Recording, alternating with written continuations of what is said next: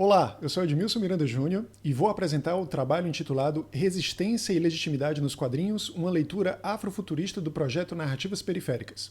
Esse trabalho é um recorte da pesquisa de doutoramento que eu desenvolvo na Universidade de Aveiro, no Departamento de Línguas e Culturas. Eu sou orientado pelo professor Dr. David Callahan, que também é coordenador do grupo de investigação do qual eu faço parte no departamento, o Grupo Cultura Popular. Eu também faço parte do LICA, o Laboratório de Investigação em Corpo, Comunicação e Artes da Universidade Federal do Ceará, no Brasil, a UFC. Agradeço à Fundação para a Ciência e a Tecnologia de Portugal por financiar a minha pesquisa. Vamos então para o texto. Investigo como as ideias sobre raça se constroem em contextos práticos e discursivos. Segundo David Callahan, no campo das mídias, personagens com identidades étnicas desempenham um papel central na formação desses contextos. A questão central da minha pesquisa é como as representações de negros nas histórias em quadrinhos brasileiras podem transformar discursos ideológicos e contribuir para a descolonização de mentes proposta pelo afrofuturismo. Para responder essa questão, esse trabalho utiliza o conceito de cultura pós-legítima de Migré para demonstrar expressões de resistência em diálogo direto com a proposta afrofuturista na proposta editorial e também em contexto de publicação das histórias em quadrinhos publicadas pelo projeto Narrativas Periféricas em 2020. Em resumo, busco entender como é que essas narrativas podem contribuir para reimaginar e decolonizar nossa forma de pensar. O afrofuturismo é empregado aqui como uma ferramenta analítica, de acordo com a perspectiva adotada pela romancista Nalo Hopkinson, isso somado à noção de encruzilhada trabalhada pela poeta e dramaturga Leda Maria Martins. Com ambos os conceitos, eu desenvolvo uma metodologia que integra epistemologias tanto dentro quanto fora do cânone acadêmico. O afrofuturismo é um movimento cultural transnacional e um exercício decolonial que busca reescrever a história e imaginar um futuro positivo para afrodescendentes. Como ferramenta de análise, ele permite aplicar conhecimentos africanos e afrodiaspóricos para estudar a representação de negros em narrativas fantásticas. A encruzilhada em culturas de origem nagô e iorubá é considerada um lugar sagrado, onde diferentes sistemas e saberes se encontram e interagem. Essa noção oferece uma maneira de entender os processos interculturais e epistêmicos que surgem a partir dessas interações.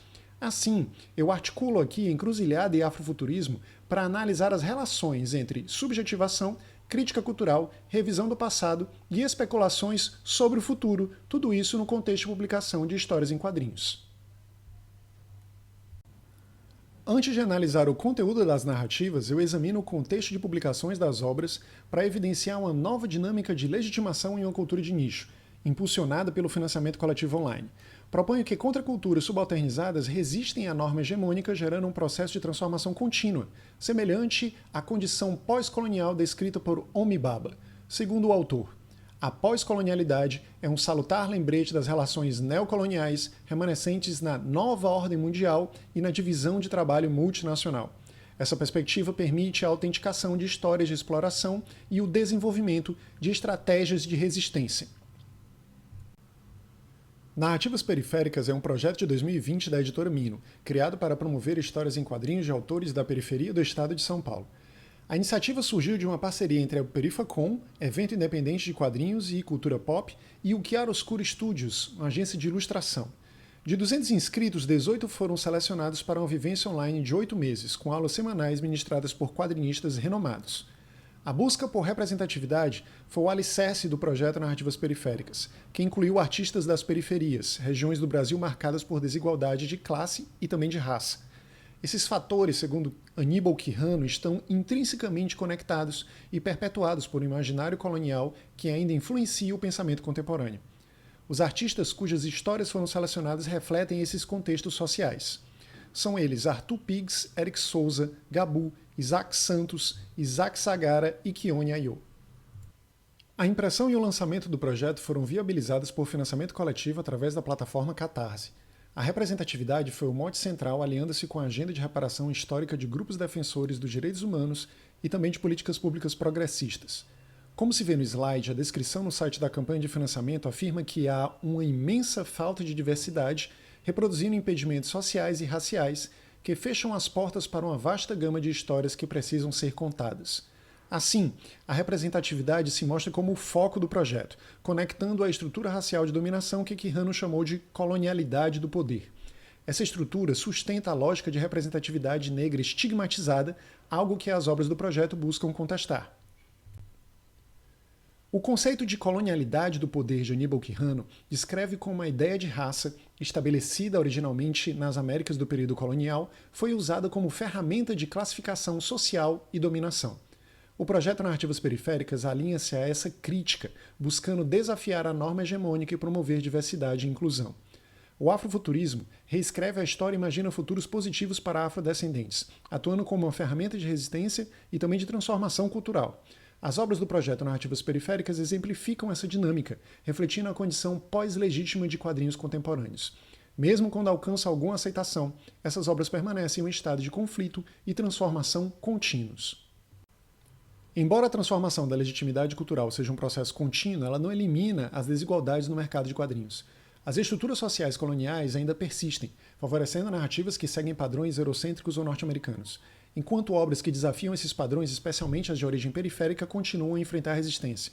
O projeto Narrativas Periféricas surge justamente como uma contestação a essa estrutura, ao dar visibilidade a histórias que rompem com os padrões hegemônicos e amplificam vozes marginalizadas. No entanto, sua posição no mercado ainda se restringe a um nicho, mesmo que tenha ganho maior relevância nos últimos tempos. A análise do ranking dos 16 quadrinhos mais vendidos na Amazon revela a limitada penetração das produções brasileiras no mercado nacional. Dentre os 10 primeiros colocados não há obras nacionais, sendo o Super Almanac da Turma da Mônica número 12 a primeira produção brasileira a aparecer, ocupando a 15ª posição.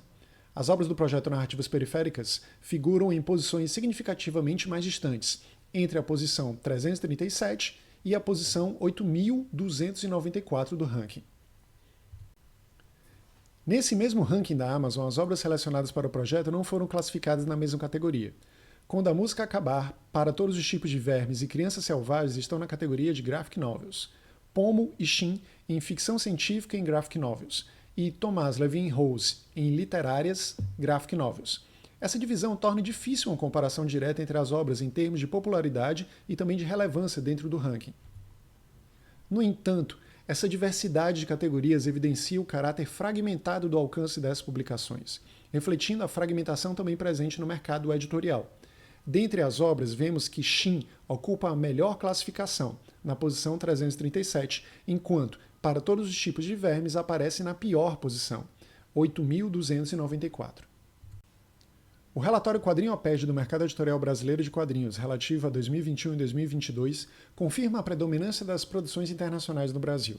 A pesquisa mostra que as editoras nacionais de maior destaque se concentram na publicação de títulos infantis, como as obras da Maurício de Souza Produções e da Ciranda Cultural, reforçando a associação histórica entre quadrinhos e público jovem. Porém, o relatório também aponta o crescimento nas publicações nacionais, que passaram de 17,9% em 2021 para 21% em 2022, com destaque para os títulos voltados ao público adulto. Esse aumento em um mercado ainda dominado por quadrinhos importados se conecta ao conceito de pós-legitimidade de Migré, que descreve uma legitimidade em constante negociação. Desse modo, observa-se uma transformação gradual. Apesar da continuidade da valorização de produtos estrangeiros, há também um aumento relevante de editoras e publicações nacionais voltadas para um público mais diverso e maduro. Ao tratar do senso estético como senso de distinção, Pierre Bourdieu explica o seguinte, passo a citar: a disposição estética é também a expressão distintiva de uma posição privilegiada no espaço social, cujo valor distintivo se determina objetivamente em relação com expressões engendradas a partir de condições diferentes. Como toda espécie de gosto, ela une e separa. O gosto é o princípio de tudo que se tem, pessoas e coisas, e de tudo que se é para os outros, daquilo que serve de base para se classificar a si mesmo e pelo que se é classificado.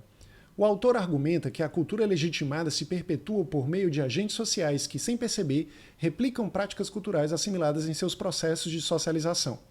Esses agentes, ao promoverem essa cultura, tornam-se imitadores de si mesmos, reproduzindo valores e normas sem questionar sua legitimidade ou função como instrumento de poder.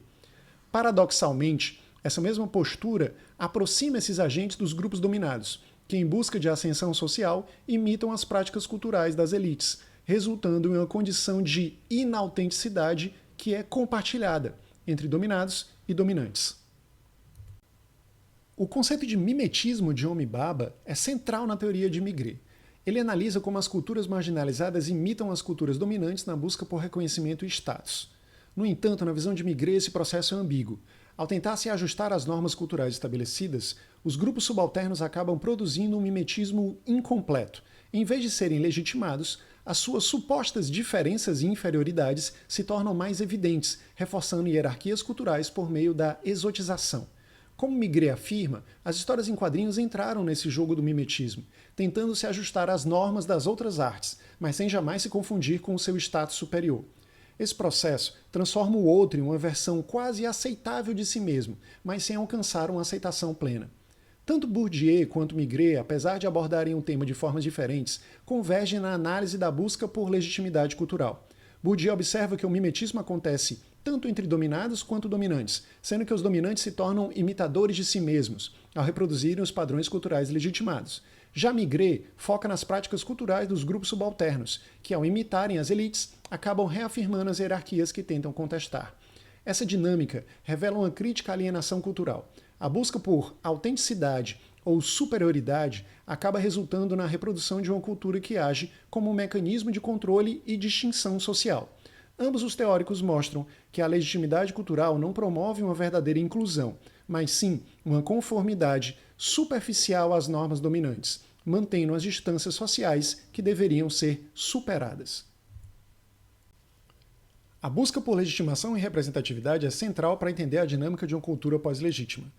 No contexto das histórias em quadrinhos e do projeto Narrativas Periféricas, autores periféricos encontram uma plataforma para suas vozes por meio do financiamento coletivo e de iniciativas como a Perifacom.